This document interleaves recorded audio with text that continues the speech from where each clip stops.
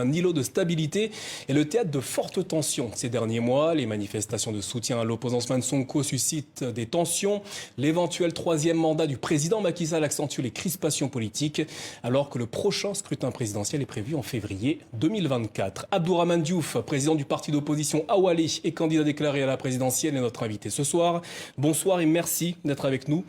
Aujourd'hui, dans une interview accordée à nos confrères de l'hebdomadaire français L'Express, Macky Sall garde le mystère, mais il n'exclut pas d'être candidat en février prochain. Que vous inspirent les propos du président sénégalais ? Bonsoir, Monsieur Dosso. Toute l'instabilité actuellement au Sénégal résulte de l'attitude d'un seul homme. C'est le président Macky Sall. Vous venez de dire qu'il a déclaré pratiquement sa candidature aujourd'hui. Il sait qu'il n'en a pas le droit. Il n'a pas exclu sa candidature, il n'a pas encore déclaré. Il a dit que juridiquement c'est réglé, alors qu'il sait que juridiquement c'est réglé dans l'autre sens.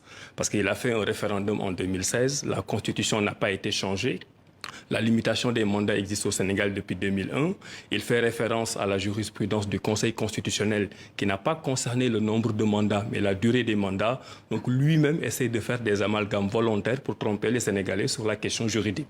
Oui, la question juridique est réglée, mais pour une non-troisième candidature du président Macky Sall. Que comptez-vous faire si, à l'avenir, Macky Sall présentait sa candidature ? Alors, on se battra de toutes nos forces, toute l'opposition réunie. Nous sommes en train de mettre en place une plateforme pour éviter que le président Macky Sall aille au Conseil constitutionnel, parce que nous ne voulons pas être dans ce juridisme-là qui ne nous apportera pas grand-chose. Lui-même sait qu'il ne doit pas aller au Conseil constitutionnel. Parce qu'est-ce qu'il va leur demander? C'est lui le concepteur de cette loi. C'est lui qui a dit qu'il fallait limiter. C'est lui qui allait trouver son ancien ministre de la Justice, qui est son législateur.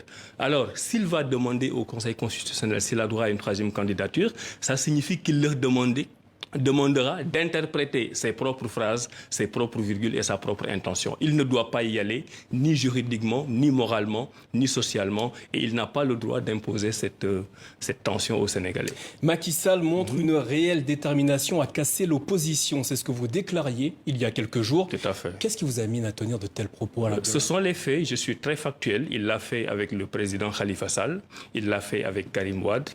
Il est en train de le faire avec Ousmane Sonko, à qui je souhaite d'ailleurs un propre rétablissement. Il le fait aussi avec Abdourahmane Diouf et avec les autres.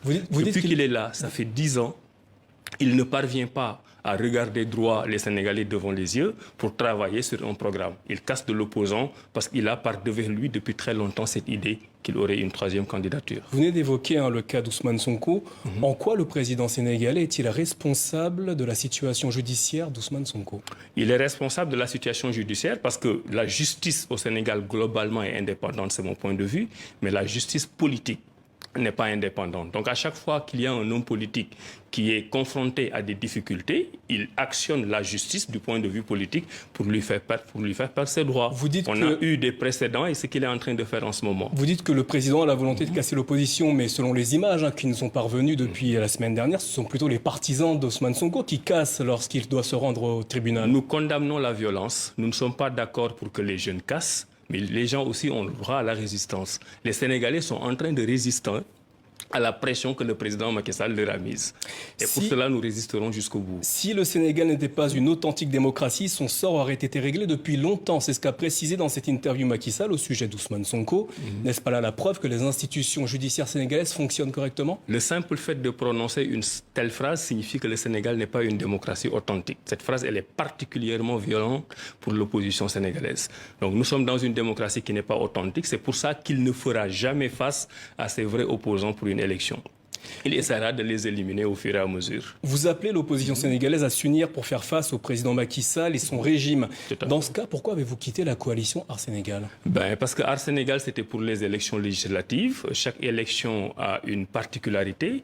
L'élection présidentielle, je compte y aller avec mon propre programme, le proposer aux Sénégalais. Si Art avait accepté dans les délais que je leur avais proposé de faire de moi leur candidat, j'aurais été le candidat d'Art Sénégal. Maintenant, j'ai pris mes responsabilités et j'y vais avec la coalition Abdourahmane 2024. Au sujet de votre candidature, vous vous présentez comme le candidat de la sénégalisation du Sénégal. À quoi correspond ce concept ? Alors, c'est l'africanisation de l'Afrique, parce que le projet politique que je porte est un projet africain à circonscription sénégalaise. Donc, quand je m'adresse aux Sénégalais, je leur dis oui, il faut sénégaliser le Sénégal. Mais qu'est-ce que ça veut dire en réalité, dans les faits ? Ça veut dire que du point de vue des institutions, nous vivons depuis 1960, date des indépendances avec la constitution de la Ve République.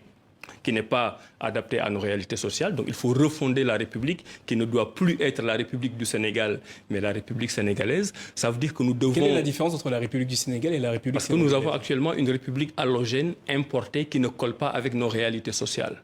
Nous faisons du mimétisme institutionnel et nous ne nous en sortons pas. Nous n'avons pas pris le bon chemin. Qui mimez-vous? Mais c'est du mimétisme français. La constitution du Sénégal, comme du Bénin, comme du Mali, c'est la constitution de la 5e République de 1958. C'est connu.